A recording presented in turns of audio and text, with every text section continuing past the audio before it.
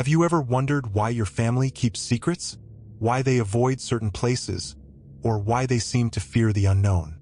I grew up thinking life in an RV was just one big adventure, a chance to see the world and live freely. But as I got older, I started to realize we weren't exploring. We were running.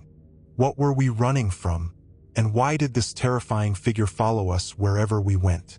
Was it a ghost? A curse? Or something even worse? Before I tell you how this horrifying story ends, make sure to hit the like button, share this video, and subscribe to the channel. Turn on that notification bell so you never miss a story like this. And let me know in the comments, what do you think we were running from? Trust me, it's worse than you could ever imagine.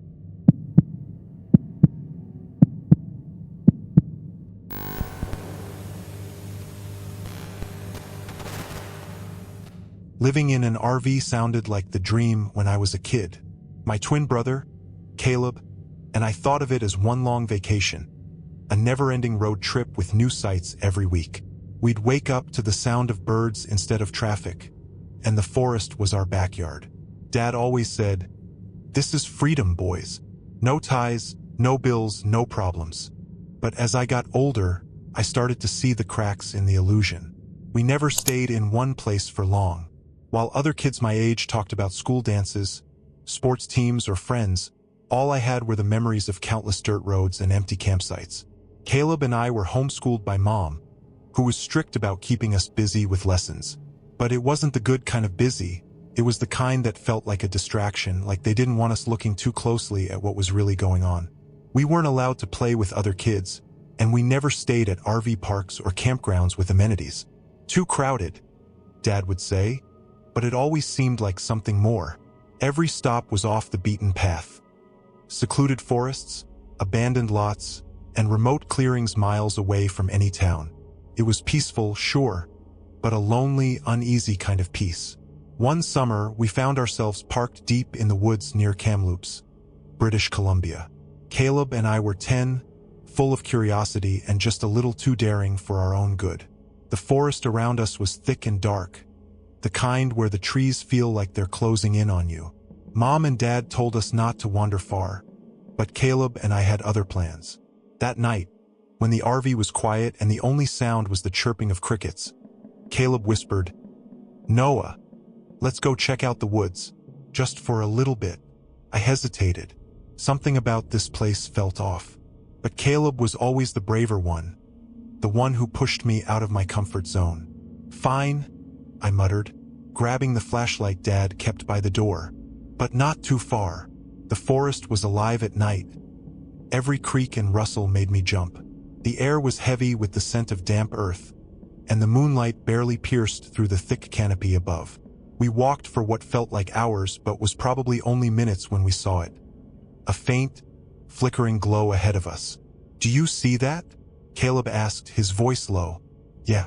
"What is it?" I replied, my pulse quickening. As we crept closer, the glow took shape. It was a figure, a woman. Her hair hung in matted clumps, and her skin looked wrong, pale, almost bluish, like it had been stretched too tightly over her bones. She wore a filthy hospital gown, and her eyes, they were hollow, staring through us like we weren't even there. Then she moaned, a low, guttural sound that sent chills racing down my spine. "Caleb?" I whispered, gripping his arm. "Run." We didn't wait to see what the woman wanted. I grabbed Caleb's arm and bolted, the flashlight bouncing wildly in my hand. The beam cut through the darkness, catching glimpses of tree trunks and the uneven path beneath our feet. Caleb stumbled behind me, nearly tripping, but I kept dragging him forward. The moaning grew louder, closer, like it was chasing us. "Noah, she's following us," Caleb cried, his voice shaking. I glanced back for a split second and instantly regretted it. She was there, no more than 20 feet away, her outstretched hand clawing at the air. Her fingers were unnaturally long and bony, tipped with jagged nails. The glow around her seemed brighter now, illuminating her decayed face. Her mouth moved, but all that came out was that same chilling moan. "Buh!" We burst out of the woods and back into the clearing where the RV was parked. My heart pounded so hard I thought it might burst.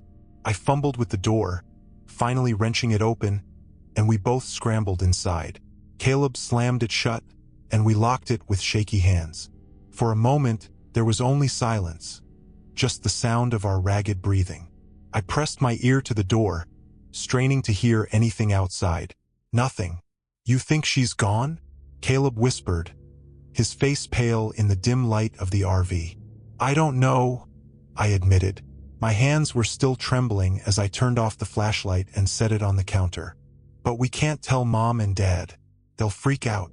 Caleb nodded, but I could see the fear in his eyes. He wasn't going to sleep any better than I would that night.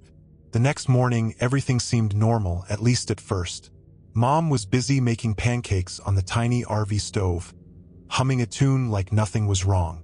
Dad sat outside, cleaning up the remnants of last night's campfire. But when Caleb and I stepped outside, we froze. The clearing looked different. Twigs and branches were arranged in strange patterns on the ground, like symbols we couldn't understand. The rocks we had been sitting on the night before were now stacked into a small, uneven tower. And then we saw it.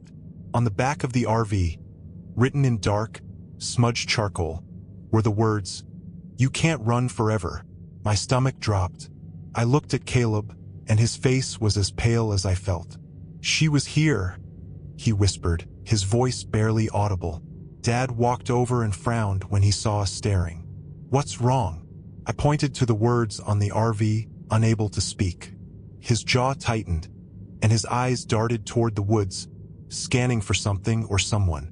Without a word, he grabbed a rag and started scrubbing the message off. "We're leaving now," he said firmly. Mom didn't argue. Within minutes, the RV was packed, and we were back on the road. Caleb and I sat in silence, the weight of what we'd seen pressing down on us. For the first time, I started to wonder if my parents weren't running toward freedom, but away from something far more terrifying. The RV rattled down the gravel road, the tension inside thick enough to cut with a knife. Dad gripped the steering wheel so tightly his knuckles turned white. Mom sat in the passenger seat, nervously glancing between the rearview mirror and the woods outside.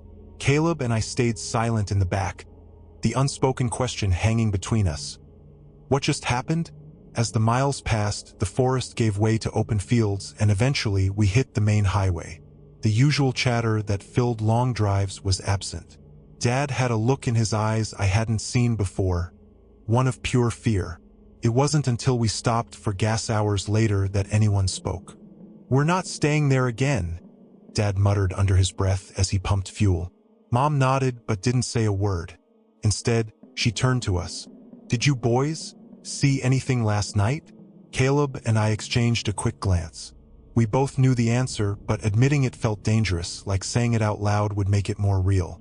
"No, primelit." "Good," Mom said, though her tone suggested she didn't believe me. "Just stay close to us from now on. Okay? No wandering off." As we got back on the road, Caleb leaned in close and whispered, "Why didn't you tell her?" "Because I don't think they'd believe us," I replied. But that wasn't the whole truth. Deep down, I felt like our parents already knew exactly what we saw, and that scared me even more. For the next few days, we drove almost nonstop, only stopping at rest areas long enough to stretch and grab a quick bite to eat. Mom and Dad barely spoke, but when they did, it was always in hushed tones, like they didn't want us to hear. Caleb and I tried to eavesdrop, but the RV was small, and their whispers were just loud enough to keep us on edge without giving away any answers. When we finally stopped, it was in the middle of nowhere again. The new spot was just as remote as the last, dense trees, no sign of civilization for miles. It was like we were hiding, though from what I couldn't say. That night, as we sat by the campfire, Caleb and I couldn't help but glance over our shoulders every few minutes. Every rustle of leaves, every crack of a twig made my heart race.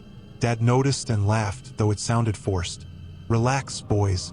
It's just the wind. Nothing out here but us." But then we heard it. A faint sound, carried on the breeze. It wasn't the wind.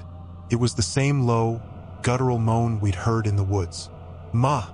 Buh!" I froze, my marshmallow slipping off its stick and into the fire. Caleb's eyes widened as he grabbed my arm. "She's here," he whispered. Dad stood up abruptly, scanning the tree line with a flashlight. "Inside. Now." We didn't argue. The four of us rushed into the RV, locking the door behind us. For the rest of the night, no one said a word. But I couldn't shake the feeling that something, or someone, was watching us from the darkness. The next morning, the tension in the RV was unbearable. Mom and Dad had dark circles under their eyes, like they hadn't slept at all. Caleb and I weren't doing much better. We spent the night huddled in our bunks, straining to hear any sound outside. But aside from the occasional rustle of leaves, everything had been eerily quiet. Too quiet. Breakfast was rushed. Mom handed us cold cereal, and Dad didn't even bother to sit down to eat. He kept pacing near the door, peeking out the small window like he was expecting something, or someone. "Matt, we can't keep doing this," Mom finally said, her voice barely above a whisper. "They're getting older. They're going to start asking questions." "They already are," Dad replied, glancing at Caleb and me. "But we can't stop. Not now." "What if—" Mom started, but Dad cut her off with a sharp look. She closed her mouth and went back to washing the dishes, her hands trembling. I wanted to ask what they were talking about, but something told me it wasn't the right time. Instead, I nudged Caleb and motioned toward the door. He nodded, and we slipped outside, grateful for the fresh air. The clearing looked different in the daylight, less threatening but still off. The stacked rocks from the previous campsite were gone, but there were new signs. Scratches on the trees, deep and deliberate, like someone or something had been marking its territory. Caleb knelt beside one of the marks, running his fingers over the grooves. "These aren't from an animal," he said. "They're too precise." "Maybe it's just Dad," I offered, though even as I said it, I knew it wasn't true. Dad was paranoid. Sure, but he wasn't carving strange symbols into trees in the middle of the night. Before Caleb could respond, a sudden gust of wind swept through the clearing, carrying with it the faintest sound. It was so soft I almost thought I imagined it. But when I looked at Caleb, I saw the fear in his eyes. He'd heard it too. "Ma! Buh!" My stomach dropped. "She's still here," I whispered. "We have to tell Mom and Dad," Caleb said. But before we could move, a new sound froze us in place. Footsteps, heavy and deliberate, coming from the edge of the woods. We turned slowly, our eyes scanning the tree line. First, we didn't see anything, just shadows dancing in the sunlight. But then she appeared, stepping out from behind a massive pine tree. The woman, her hollow eyes locked on us, and she raised a skeletal hand, pointing directly at the RV. Her mouth moved, forming the same, chilling words we'd heard before. "You can't run forever." "Caleb, run!" I shouted, grabbing his arm. We bolted back to the RV, slamming the door shut behind us. Dad spun around, alarmed. "What happened?" "She's here," I cried, my voice breaking. "She's right outside." Dad grabbed his shotgun from the cabinet, his jaw set. "Pack your things. We're leaving now." For the second time that week, we hit the road, leaving behind another haunted campsite. But no matter how far we drove, I couldn't shake the feeling that she would always find us. Just when we thought we were safe, the silence of the forest told us otherwise. Why did Dad seem so nervous? What exactly were we running from? And most chillingly, was she still out there watching? Have you ever felt like someone, or something, was watching you? Stick around, because what happens next will make you question everything. Don't forget to like, share, and subscribe, and let me know in the comments. What do you think we were running from? Hit that notification bell, because trust me, this is just the beginning. The scratching outside the RV grew louder, more deliberate, as if whoever or whatever was there wanted us to know they were close. Caleb and I sat frozen, barely breathing, listening to the sound as it moved along the side of the vehicle. It circled slowly, scraping the metal panels with an almost taunting rhythm. "Do you think it's her?" Caleb whispered, his voice trembling. "Who else could it be?" I replied, my heart racing. The flashlight beam from Dad's toolkit swept past the window, momentarily cutting through the darkness. I let out a breath I hadn't realized I was holding, but then the scratching stopped, only to be replaced by a faint tapping on the window behind us. We whipped around, and there she was, the woman. Her hollow eyes stared at us through the grimy glass, her pale face pressed so close that it fogged up the pain. Her mouth moved slowly, forming the same chilling words we'd heard before. Ma, buh. My blood ran cold. I grabbed Caleb's arm and pulled him away from the window.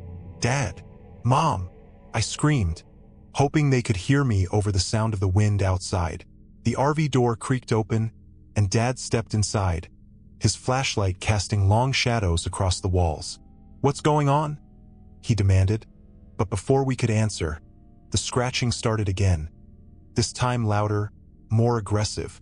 Mom followed close behind, her face pale as she shut the door and locked it. Matt, what is that?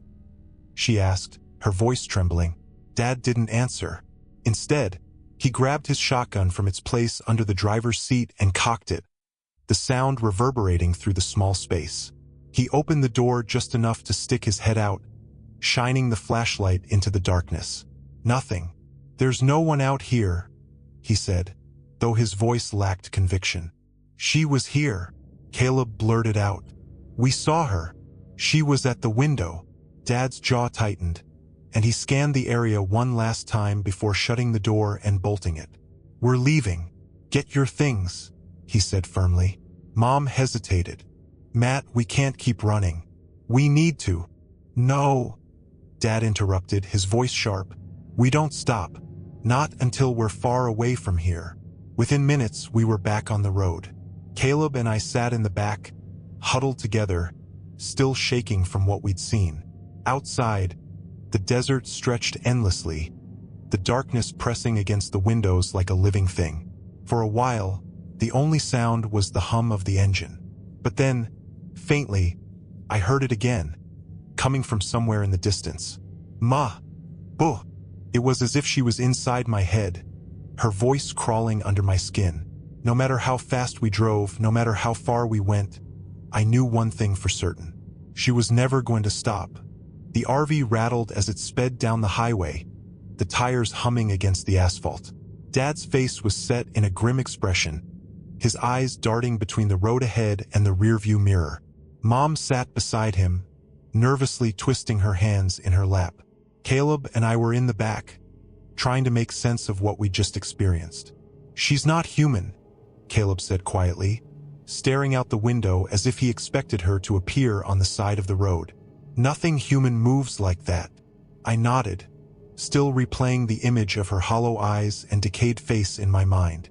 Do you think she's dead? Like a ghost or something? Maybe, Caleb whispered. But why us? What does she want? That was the question we couldn't stop asking. Why was she following us? What was she trying to tell us with that haunting moan? Ma, buh. It wasn't just a sound. It was a message, but one we didn't understand. Hours passed before Dad finally pulled into a desolate rest area, the kind with one flickering streetlight and no sign of civilization for miles. He killed the engine and turned to us, his face lined with exhaustion and something else. Fear. We'll rest here for a bit, he said. No one leaves the RV. Got it? Caleb and I nodded, but Mom wasn't as easily convinced. Matt, we need to talk about this, she said, her voice low but firm. The boys deserve to know the truth. The truth? I asked, sitting up straighter. What truth? Dad shot Mom a warning glance, but she didn't back down. They've seen her. They know something's wrong. You can't keep pretending everything's fine. Dad sighed, running a hand through his hair. For a moment, he looked like he might say something, but then he shook his head. Not now, he said firmly.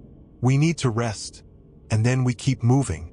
Frustrated, I slumped back in my seat. Why won't they just tell us what's going on? I muttered to Caleb. Because they're scared, Caleb replied, his voice barely audible. Whatever this is, it's bigger than us. As night fell, the rest area grew eerily quiet. The single streetlight cast long, uneven shadows across the pavement, and the wind whispered through the trees. Caleb and I lay in our bunks, pretending to sleep, but we were both wide awake, listening for any sign of her. Then we heard it, a soft knock on the door. I froze, my heart pounding in my chest.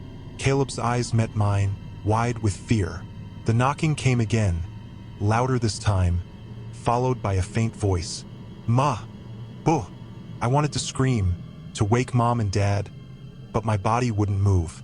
The air inside the RV felt heavy, suffocating, as the knocking grew more insistent. And then it stopped. We lay there in silence, too scared to move. But deep down, I knew she wasn't gone. She was waiting, watching, and sooner or later, she'd come back.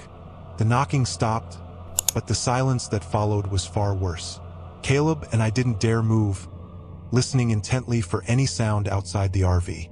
The minutes dragged on like hours, the oppressive stillness weighing heavily on us. Finally, Caleb whispered, "Do you think she's gone?"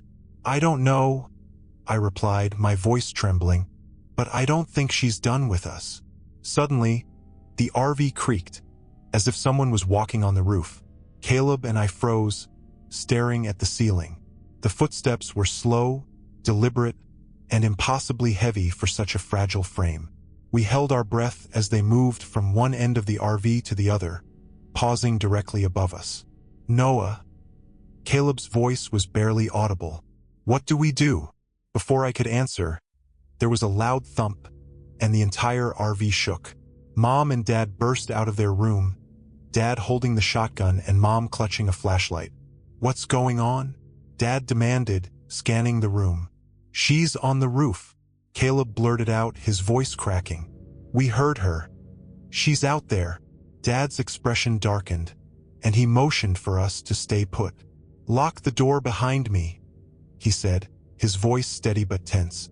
"Don't open it for anyone unless it's me or your mother." "Matt, no." Mom grabbed his arm. "You can't go out there alone." "We don't have a choice," Dad replied firmly. "If she's out there, we need to know." Reluctantly, Mom nodded, and Dad stepped outside, the door clicking shut behind him. Caleb and I scrambled to the window, peering out into the darkness. The flashlight beam cut through the night, illuminating the empty parking lot.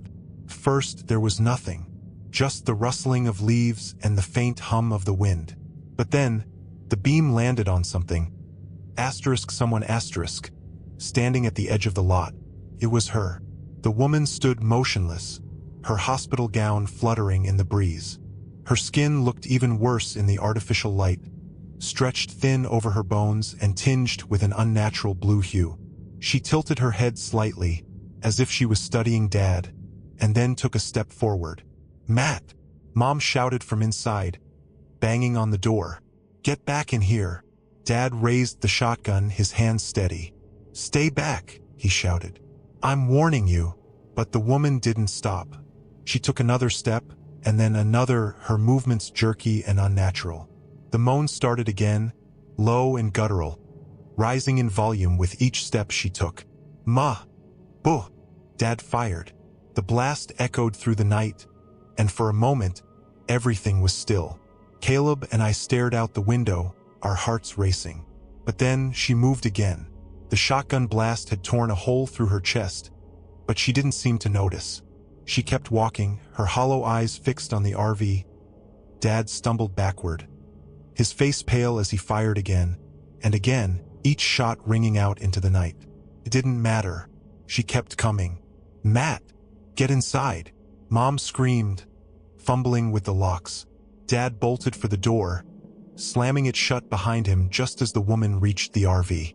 Her bony hands clawed at the door, the sound grating like nails on a chalkboard. "What is she?" Caleb whispered, his voice barely audible. "I don't know," Mom replied, her face pale. "But she's not human." The woman's clawing grew more frantic, and then suddenly, it stopped. The silence that followed was deafening. Dad pressed his ear to the door, listening for any sign of her. "She's gone," he said finally, his voice shaky. "Are you sure?" Mom asked, her eyes darting to the window. "Yeah," Dad replied. but there was no conviction in his voice. We spent the rest of the night huddled together in the RV, too afraid to sleep. Every creak and groan of the vehicle made us jump, but the woman didn't return. By the time the first rays of sunlight broke through the darkness, I was convinced she was waiting for the right moment to strike. Dad insisted we hit the road as soon as possible, and none of us argued. We packed up quickly, the tension thick in the air. As we drove away, I couldn't help but glance back at the empty rest area. The parking lot looked normal in the daylight, almost peaceful, but I knew better. "She's not going to stop, is she?" Caleb asked quietly, breaking the silence. "No," I said, my voice hollow. "She's not." Mom and Dad exchanged a look but didn't say anything. I could see the fear in their eyes, the same fear I felt deep in my gut. No matter how far we drove, no matter how fast we went, I knew she would find us again. And when she did, I wasn't sure we'd be able to escape. The road seemed endless, stretching out before us like some cruel joke. None of us spoke as Dad drove, his eyes locked on the horizon as though he could outrun whatever was chasing us. Caleb sat beside me, chewing nervously on his thumbnail, a habit he'd picked up whenever he was scared. I stared out the window, trying to make sense of what had happened. Who was she? Why was she following us? And why did she keep saying those haunting words? After hours of silence, Dad finally pulled the RV into a secluded clearing just off a dirt road. It was the kind of place we always seemed to end up. Isolated, far from people, with nothing but trees and shadows for company. Mom climbed out of her seat and started unloading supplies, but her movements were jerky, almost robotic. She hadn't said a word since we left the rest area. "Set up camp," Dad ordered gruffly, grabbing a hatchet and heading into the woods to gather firewood. Mom nodded and began unpacking, and Caleb and I reluctantly followed suit, though my hands were still trembling from the encounter. As we worked, I noticed Caleb glancing at Dad every so often, his brow furrowed. "What is it?" I whispered. He hesitated, then leaned in closer. "Don't you think it's weird how calm they are? I mean, after everything that's happened." I glanced at Mom, who was meticulously arranging cans of food on the makeshift table, her back rigid. "Maybe they're trying not to scare us. Or maybe they already know what's going on," Caleb said, his voice low. "Maybe they've known all along." The thought sent a shiver down my spine. Our parents had always been secretive, brushing off our questions with vague answers or outright ignoring them.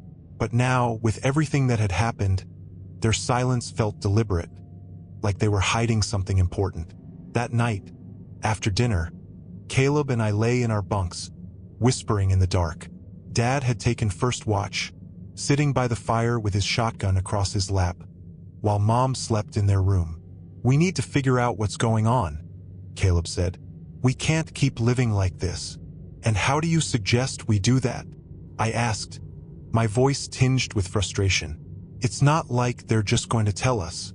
Then we find out ourselves," he replied. "They're hiding something, Noah. I know it." I sighed, knowing he was right. "Okay, tomorrow when they're not around, we'll look for clues. But if we don't find anything, you drop it. Deal?" "Deal," Caleb agreed, though the determination in his voice told me he wasn't planning to let it go that easily. The next morning, while Dad was chopping wood and Mom was hanging laundry, Caleb and I snuck into the driver's seat area of the RV. It was the one place they never let us mess with, always claiming it was off-limits. But if they were hiding something, that's where it would be. We started by checking the glove compartment, but all we found were old maps and receipts. "Nothing," Caleb muttered, closing it with a frustrated sigh. "Wait," I said, noticing something unusual. The driver's seat cushion was slightly lopsided, like it wasn't sitting properly. "Help me lift this." Together, we pulled the cushion off, revealing a small metal box wedged into the seat frame. My heart raced as Caleb reached for it, his hands shaking. "Do you think this is it?" "Only one way to find out," I said, watching as he pried it open. Inside were stacks of papers, yellowed with age and slightly crumpled.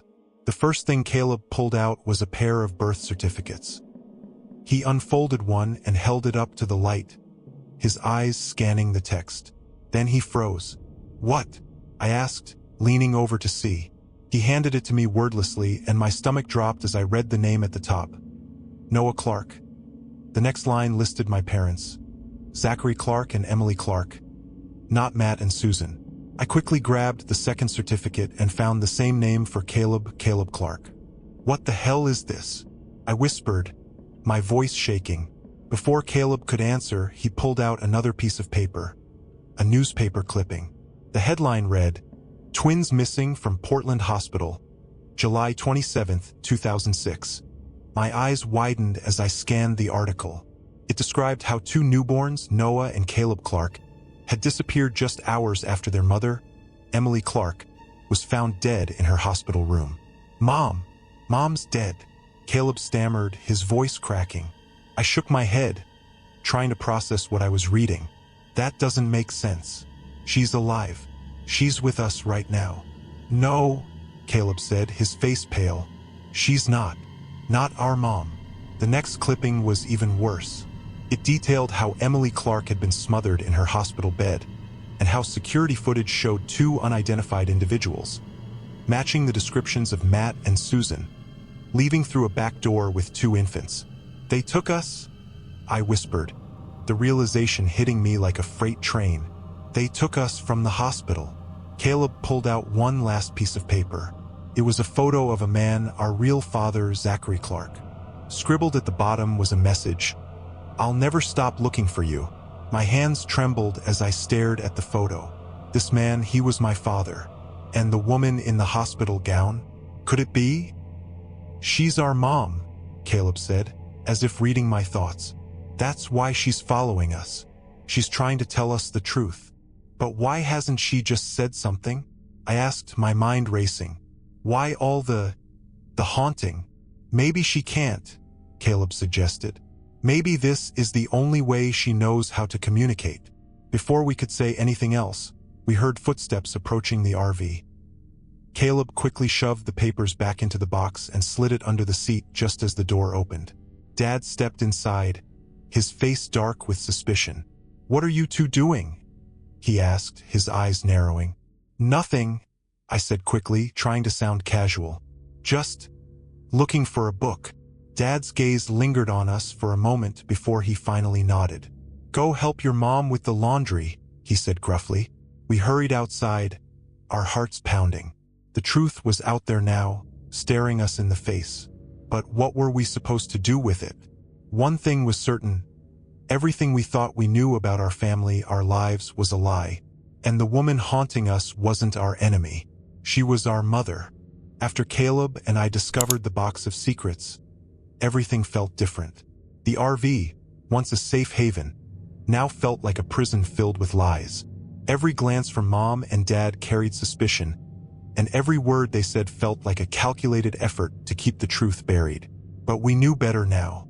We just didn't know what to do about it. That night, Caleb and I lay in our bunks, too restless to sleep. The weight of what we had learned pressed heavily on us, suffocating and inescapable.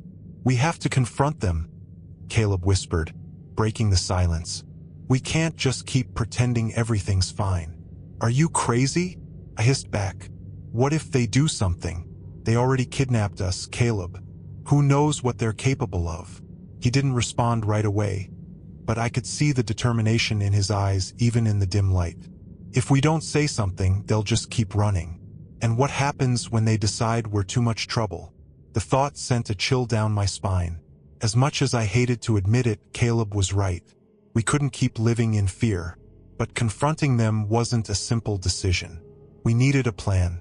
The next morning, while Mom and Dad were distracted preparing breakfast, Caleb and I slipped outside. The woods surrounding our campsite were dense, the trees towering high above us, their branches casting long shadows on the forest floor. We walked far enough to ensure no one could hear us before stopping. "Okay," Caleb said, his voice steady. "We need to figure out how to find our real dad." "Do you even know where to start?" I asked. "He could be anywhere." "He's probably still in Portland," Caleb reasoned. "The clippings said he never stopped looking for us. If we can get there, maybe we can find him." And how exactly are we supposed to get to Portland? I countered. We're in the middle of nowhere, Caleb. We don't have money, and we can't exactly hitchhike. We're kids. We don't have to get there right away, he said. But we need to keep our eyes open for a chance. They can't watch us every second. The plan was flimsy at best, but it was all we had. For now, we'd have to bide our time and act like nothing had changed. That was easier said than done. Back at the RV, Dad was unusually quiet as he ate, his eyes darting between us and the woods. Mom tried to make small talk, but the tension in the air was palpable. It was as if they knew we were onto them but couldn't figure out how much we knew. After breakfast, Dad announced we'd be moving again. "Pack up," he said curtly. "We're leaving in an hour." "Another campsite?" Caleb asked, feigning nonchalance. "Another state," Dad replied. "Too many people around here." I exchanged a glance with Caleb. There was no one around for miles, but we didn't argue. We packed up in silence, the box of secrets still hidden beneath the driver's seat. As we hit the road, I couldn't shake the feeling that time was running out. That night, we stopped at a new campsite deep in the Washington wilderness. The area was even more remote than the last, with no signs of life for miles. As Dad built a fire, Caleb and I stuck close, trying not to draw attention to ourselves. But as the fire crackled and the night deepened, something felt wrong. The woods were too quiet. Even the usual sounds of crickets and rustling leaves were absent. I kept glancing over my shoulder, half expecting her to appear. "Eat," Mom said, handing us bowls of soup. "You'll feel better." I wasn't hungry, but I forced myself to take a few bites. Across the fire, Dad was staring into the flames, his face unreadable. Finally, he broke the silence. "You boys were near the driver's seat earlier," he said, his tone calm but with an edge that made my stomach churn. Caleb froze, his spoon halfway to his mouth. "We were just looking for a book," he said quickly. Dad's eyes narrowed. "You find anything interesting?" I could feel my pulse in my ears. He knew. He had to. But Caleb, to his credit, didn't flinch. "Just some old maps," he said casually. "Didn't think you'd mind." Dad held his gaze for a moment before nodding. "Good. Let's keep it that way." The rest of the meal passed in tense silence. When we finally retreated to the RV, I felt like I could breathe again. But my relief was short-lived. In the dead of night, I woke to a faint sound. At first, I thought it was the wind, but then I heard it again, a low, guttural moan. "Ma! Buh!" I sat up, my heart racing. Caleb was already awake, his wide eyes staring at the small plastic window above his bunk. "Noah," he whispered, his voice shaking. "She's here." I climbed out of my bunk and peered outside. At first, I didn't see anything, just the faint glow of the dying campfire. But then she appeared, stepping into the light. The woman. Her hospital gown fluttered in the breeze, and her hollow eyes seemed to pierce right through me. But this time, she didn't come closer. Instead, she raised a bony hand and pointed to the RV. "What is she doing?" Caleb whispered, clutching my arm. I didn't answer, couldn't. All I could do was watch as she slowly lowered her hand and turned toward the woods. She looked back at us once, then disappeared into the darkness. "Do you think she wants us to follow her?" Caleb asked, his voice barely audible. The thought sent a shiver down my spine. "I don't know," I said, "but I think she's trying to tell us something." We didn't have time to figure out what, though. The next morning, Dad was more paranoid than ever, insisting we leave before sunrise. But as we packed up, Caleb and I exchanged a look. Whatever she wanted, we were determined to find out. And for the first time, I felt a flicker of hope. Maybe she wasn't just haunting us. Maybe she was trying to save us. The next few days were a blur of driving and quick stops. Dad was relentless, barely giving us time to breathe before packing up and hitting the road again. Caleb and I kept our heads down, pretending to be the obedient kids they thought we were, but every mile felt like it was stretching the tension tighter and tighter. We were somewhere in Montana when things took a turn. Dad had pulled into another remote clearing, the RV parked against a backdrop of dense pine trees. The air was crisp and cold, the kind that made every sound carry farther than it should. Mom stayed close to the RV, unpacking supplies, while Dad disappeared into the woods, his shotgun slung over his shoulder. Caleb and I seized the moment. "We need to get that box," Caleb whispered as we stood near the fire pit. "If we can find more clues, maybe we can figure out what she's trying to tell us." "Are you sure?" I asked, glancing toward the RV. "What if they catch us?" "They're not paying attention," Caleb said firmly. "Now's our chance." I nodded, and we crept back into the RV, careful not to make a sound. The box was still where we had left it, tucked beneath the driver's seat. Caleb pulled it out and opened the lid, his hands trembling slightly. Inside, the documents stared back at us like ghosts from another life. "We missed this," Caleb said, pulling out a folded piece of paper from the bottom of the stack. It was another news article, this one dated a few months after our disappearance. The headline read, "Portland Father Claims Ghostly Sightings of Missing Family." "What does that mean?" I asked, leaning closer to read the article. The story described how our biological father, Zachary Clark, had reported seeing visions of his wife and children in the months following their disappearance. He claimed that Emily, our mother, appeared to him in dreams and led him to places where he believed we might be found. The police dismissed his claims as grief-induced hallucinations, but Zachary insisted he wasn't crazy. "He saw her," Caleb said, his voice barely above a whisper. "She was trying to help him find us. And now she's trying to help us." I realized. She's been leading us to the truth this whole time. Before we could say more, the RV door swung open, and Dad's shadow filled the frame. His eyes darted to the open box in Caleb's hands, and his face darkened. "What the hell do you think you're doing?"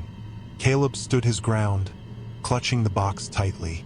"We know the truth," he said, his voice shaking but defiant. "We know you're not our real parents." For a moment, Dad didn't say anything. Then his expression shifted, the anger melting into something colder, something dangerous. "You shouldn't have done that," he said quietly, stepping inside and closing the door behind him. The air in the RV turned suffocating, and I realized, with a sinking feeling, that we might not make it out of this alive. Dad's quiet menace filled the RV like a storm cloud, suffocating and heavy. Caleb stood his ground, gripping the box tightly as if it were a shield. I wanted to say something, anything, to break the tension, but the words wouldn't come. "Put the box down," Dad said, his voice low and even. It wasn't a request, it was a command. "No," Caleb shot back, surprising both of us. His voice wavered, but he didn't back down. "We know what you did. You kidnapped us. You're not our real parents." Dad's eyes narrowed, and for the first time, I saw something in his expression that chilled me to my core. Not anger, but fear. He took a step closer, and Caleb instinctively took a step back. "You don't understand," Dad said, his tone softening. "We saved you. If we hadn't taken you, you'd be dead." Caleb interrupted, his voice rising. "Is that what you're going to say? Because I think the truth is you killed our mom and stole us." Dad flinched, and for a moment I thought he might actually confess. But then his expression hardened again. "You don't know what you're talking about," he said. "Everything we did to protect you." "Protect us from what?" I demanded, finally finding my voice. "From her? From our real mom." Dad froze, and the silence that followed was deafening. Then, with a deep sigh, he sat down at the small table, his shoulders slumping. "You don't understand," he said again, this time sounding more tired than angry. "You've never understood." "Then explain it to us," Caleb said, his grip on the box loosening slightly. "We deserve to know the truth." Dad glanced at the open door, as if expecting Mom to walk in and save him from this conversation. But she was still outside, hanging laundry, oblivious to the storm brewing inside the RV. Finally, he looked back at us and nodded. "Fine," he said. "You want the truth? Here it is." He started with Emily, our real mom. According to Dad, she wasn't just a victim of a random act of violence. She had been targeted, hunted by something that he called the shadow. It was a being, or maybe a force, that latched onto certain families, driving them to madness and death. Emily had tried to protect us, but when she gave birth, the shadow grew stronger, feeding off the new life she brought into the world. "When we found you," Dad said, his voice heavy with emotion, "you were in danger. The hospital staff couldn't stop it. They didn't even understand what they were dealing with. Your father, he was too broken to fight it. So you just took us?" Caleb asked, his tone dripping with disbelief. "You thought kidnapping us was the solution?" "It was the only way," Dad insisted. "We thought if we could keep moving, stay off the grid, the shadow wouldn't find you. But it's relentless. It always finds a way." I stared at him, trying to process his words. Part of me wanted to believe him, to think that all of this, the running, the fear, the lies, was for our own good. But another part of me couldn't ignore the cold, hard facts. Our mother was dead, and our father had been left behind, searching for us while these two strangers raised us as their own. "What about her?" I asked, my voice barely above a whisper. "The woman in the hospital gown. Is she the shadow?" "No," Dad said quickly. She's something else. A part of your mother, maybe. A fragment of her soul that couldn't rest. She's trying to warn you, to lead you back to your father. But if you follow her..." He trailed off, his expression darkening. "You'll lead the shadow right to him. That's why you kept running," Caleb said, the pieces clicking into place. "You weren't just hiding from her. You were hiding from the shadow." "Yes," Dad admitted, "and we need to keep moving. If we stay here too long, it will catch up to us." Before we could respond, the RV door swung open, and Mom stepped inside. Her eyes darted between us and Dad, her expression a mix of confusion and alarm. "What's going on?" she asked. "They know," Dad said simply. Mom's face paled. "What do you mean, they know?" "They found the box," Caleb said, his voice defiant. "We know who we are, and we're not staying with you." Mom's eyes filled with tears, and she reached for Caleb, but he pulled away. "Please," she said, her voice trembling. "You don't understand. We love you. We've always loved you." "Love doesn't look like this," I said, gesturing to the RV, the isolation, the lies. "You took us from our real family and made us live in fear. That's not love." Mom opened her mouth to respond, but before she could, the RV shook violently, as if something massive had slammed into it. Caleb and I grabbed onto the table for support, while Mom and Dad exchanged a look of pure terror. "It's here," Dad whispered. The next few moments were chaos. The windows rattled, and the air inside the RV grew thick and oppressive. Outside, the trees swayed violently, though there was no wind. And then we heard it. A low, guttural growl that seemed to come from everywhere and nowhere at once. "The shadow," Dad said, his voice barely audible. "It's found us." "What do we do?" Caleb asked, his voice rising with panic. "Get to the woods," Dad said, grabbing his shotgun. "It can't follow us into the open. Move."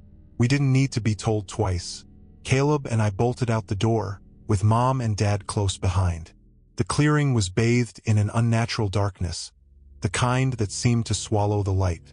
And standing at the edge of the trees was the woman in the hospital gown. She raised her hand, pointing toward the woods, her hollow eyes locking onto ours. "Ma, buh, she's trying to help us," Caleb said, grabbing my arm. "We have to follow her." No. Dad shouted. "Stay away from her. She'll lead it to us." But Caleb didn't listen. He broke into a run, heading straight for the woman. I hesitated for a moment, torn between Dad's warnings and Caleb's conviction. Then, with a deep breath, I followed my brother. Behind us, the growl grew louder, and the ground seemed to tremble beneath our feet. Whatever the shadow was, it was coming, and if we didn't figure out what the woman wanted, it would catch us. The chase was on, and for the first time I felt like we were running toward something instead of away. The clearing seemed to hum with an unnatural energy, as though the forest itself was holding its breath. Caleb and I stood at the edge, unsure of what to do next.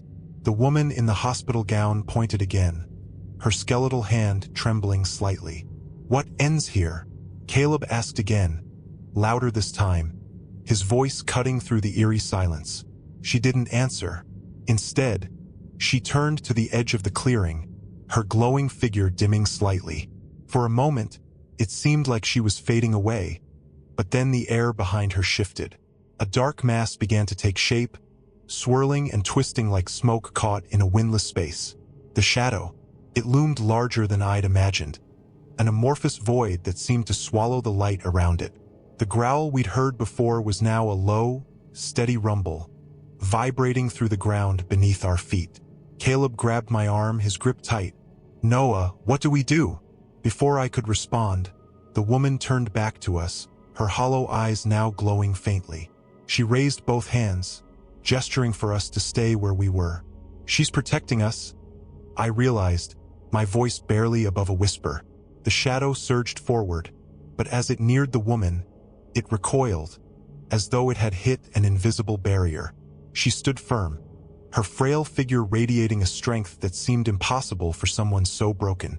The growling grew louder, angrier, and the shadow began to swirl faster, its edges lashing out like tendrils. "She can't hold it forever," Caleb said, panic creeping into his voice. "We have to help her," I replied, though I had no idea how. My mind raced, trying to piece together everything we'd learned.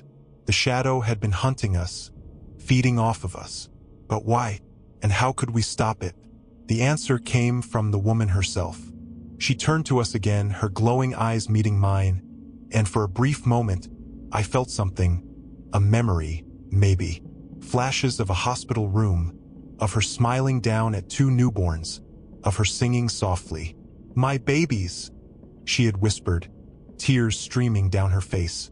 "She's trying to protect us because we're her children," I realized aloud. "But the shadow, it's feeding on her too," Caleb finished, his voice grim. "It's not just after us, it's after her." The shadow lashed out again, this time breaking through the invisible barrier. The woman staggered but didn't fall. She raised her hands higher, her glow intensifying, and the shadow recoiled once more. "She's weakening," Caleb yelled. "Noah, we have to do something." "But what?" I shouted back. The clearing felt like it was closing in on us, the oppressive energy growing stronger with each passing second. The woman's voice broke through the chaos, raspy but clear. "You must remember." "Remember what?" I cried. "We don't understand." "Home," she said, her voice cracking with effort. "Find home." Her glow pulsed brighter, blinding us for a moment. When the light faded, she was standing in front of us, her skeletal hands reaching out. She placed one hand on my chest, the other on Caleb's, and suddenly, everything went white. Flashes of memories hit me like a tidal wave. A warm hospital room, a man's voice, our real father singing a lullaby. The woman, holding us close, her eyes filled with love. And then chaos, shadows creeping into the room, her screams, the feeling of being pulled away, of being carried into the night. When the light faded, I gasped for air, my legs buckling beneath me. Caleb caught me, his face pale and tear-streaked. "Did you see it?" he asked, his voice shaking. I nodded, my chest heaving. "She's been fighting it this whole time. Ever since she died," Caleb finished, his voice barely above a whisper. The woman stepped back, her glow dimming even more. She looked at us one last time, and I saw something in her eyes I hadn't noticed before. Peace. She nodded toward the edge of the clearing, where the faint outline of a trail was visible. "Go," she rasped. "Find him." "The shadow, what about you?" I asked, my voice breaking. "We can't leave you here." She didn't answer. Instead, she turned back to the shadow, her glow flaring one final time. The shadow roared, its tendrils lashing out, but she stood firm, holding it back with everything she had. "She's giving us time," Caleb said, tugging on my arm. "We have to go." I didn't want to leave her, but I knew he was right. She was sacrificing herself for us, just like she had the night we were taken. With tears streaming down my face, I grabbed Caleb's hand, and we ran. The trail was rough and overgrown, branches clawing at our clothes as we stumbled through the forest. Behind us, the growls and roars of the shadow faded, replaced by an eerie silence. I didn't know how far we had run or where the trail was leading us, but I knew we had to keep moving. Eventually, the trees began to thin, and we broke through into a small parking lot. A single streetlight flickered above a row of abandoned cars, casting long shadows across the asphalt. In the distance, we saw the faint glow of city lights, a promise of safety, of civilization. "We made it," Caleb said, his voice filled with equal parts relief and disbelief. But even as we stood there, catching our breath, I couldn't shake the feeling that it wasn't over. The woman had bought us time, but the shadow wasn't gone. It was still out there, waiting. "We need to find him," I said, my voice firm. "Our real dad. He's the only one who can help us." Caleb nodded, and together, we started walking toward the city. Behind us, the forest loomed dark and silent, a reminder of everything we had left behind. But for the first time in years, we weren't running aimlessly. We had a purpose, and no matter what it took, we were going to find our way home. The trees closed in around us as we ran, their towering forms casting jagged shadows in the dim moonlight. Caleb was just ahead of me, his breath coming in ragged gasps as he pushed through the underbrush. Behind us, the guttural growl of the shadow grew louder, closer, its presence like a storm bearing down on us.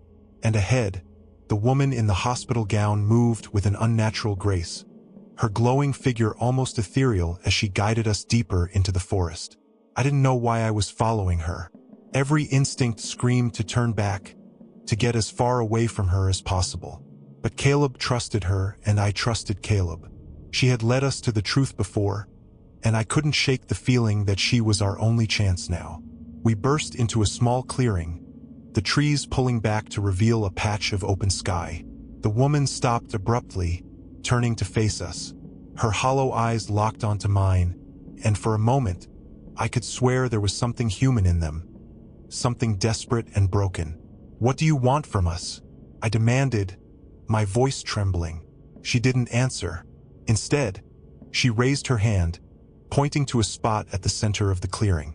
Caleb and I followed her gaze and saw a small mound of earth, barely visible under the moonlight. At first, it looked like nothing more than a pile of dirt, but as we stepped closer, I realized it was a grave.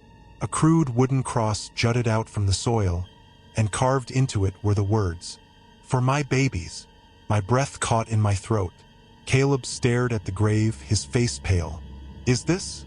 he began, but he couldn't finish the sentence. The woman stepped closer, her skeletal hand reaching out. For a moment, I thought she was going to touch the cross, but instead, she pointed to us. Then she spoke, her voice clearer than it had ever been before. "Go home." I froze. It was the first time she had said anything coherent, and the weight of her words hit me like a punch to the gut. Go home. But where was home? Did she mean Portland? Or was she talking about something deeper? Something we'd never known? "Home?" Caleb asked, his voice shaky. "You mean our real dad?" She nodded slowly, and for a brief moment, I saw something change in her face. The hollowness in her eyes softened, replaced by something warmer, almost maternal. Then, she turned back toward the woods, her glow beginning to fade. "Wait!" I shouted, stepping forward. "Don't go. What about the shadow? How do we stop it?" She paused, glancing back at us one last time. Her lips moved, but no sound came out. Instead, she raised her hand and pointed to the sky, where the first rays of dawn were breaking through the darkness. Then, she vanished, her figure dissolving into the light. The shadow's growls grew fainter as the sun rose, the oppressive darkness retreating with each passing moment. By the time the clearing was bathed in morning light, the forest felt normal again. Still, Caleb and I couldn't shake the weight of what had just happened. "What do we do now?" Caleb asked, his voice barely above a whisper. "We go home," I said, the words feeling foreign on my tongue. We find our real dad. But what about them? Caleb asked, glancing back in the direction of the RV. They're not just going to let us leave. He was right. Mom and Dad, or whoever they really were, wouldn't give up without a fight. But we couldn't stay with them, not after everything we'd learned. We'll figure it out, I said, though I had no idea how. Come on, let's get back before they realize we're gone. When we returned to the RV, Mom and Dad were waiting for us. Mom's face lit up with relief when she saw us, but Dad's expression was darker, his eyes narrowing as he stepped toward us. Where were you? He demanded, his voice sharp. Just walking, Caleb said, his tone casual. We needed some air. Dad didn't buy it. His gaze lingered on us, suspicion etched into every line of his face. Don't lie to me, he said. What did she tell you? Nothing, I said quickly. We didn't even see her, but Dad wasn't convinced. He grabbed Caleb by the arm, his grip tight enough to make my brother wince. If you're lying to me, stop, Mom shouted, stepping between us. Matt, you're scaring them. Good, Dad snapped, his voice rising. They should be scared. They don't understand what's at stake. And whose fault is that? Mom shot back, her voice trembling. We've been running for so long, we don't even know what we're running from anymore. The argument spiraled from there, their voices growing louder and more desperate with each passing second. Caleb and I exchanged a glance, silently agreeing that now was our chance. While they were distracted, we slipped out the door and took off down the road. We didn't stop running until we reached the edge of town, our lungs burning and our legs aching. The small cluster of buildings was a welcome sight after days of isolation, and we made a beeline for the first place we saw. A diner with a neon sign flickering in the early morning light. The waitress behind the counter looked up as we stumbled inside, her eyes widening in concern. Are you boys okay? She asked, stepping toward us. We need help, Caleb said, his voice cracking. We need to call the police. Within minutes, the local sheriff arrived. He was a gruff-looking man with a weathered face, but his eyes were kind as he listened to our story. At first, he seemed skeptical, but when we showed him the documents we had taken from the RV, his expression changed. This is serious, he said, running a hand through his graying hair. You're saying the people who've been raising you aren't your real parents? That's right, I said, my voice steadier than I expected. Our real dad is in Portland. His name is Zachary Clark. The sheriff nodded slowly. Okay, let's get you boys somewhere safe. We'll sort this out. As we sat in the back of the sheriff's car, I felt a strange mix of relief and fear. We were finally getting away from the people who had lied to us our whole lives.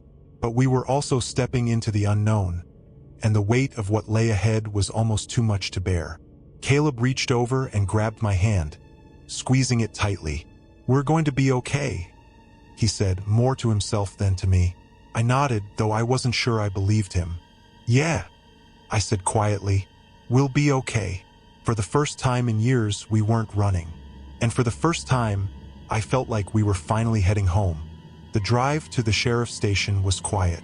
Caleb and I sat in the back seat, watching the world blur past through the window. The weight of what we had just done, what we had left behind, pressed heavily on us. For years, the RV had been our home, the only life we knew. But now, it felt like we were finally waking up from a long, twisted nightmare. At the station, the sheriff led us into a small office with a wooden desk and a single buzzing fluorescent light. He handed us cups of hot cocoa and asked us to wait while he made some calls.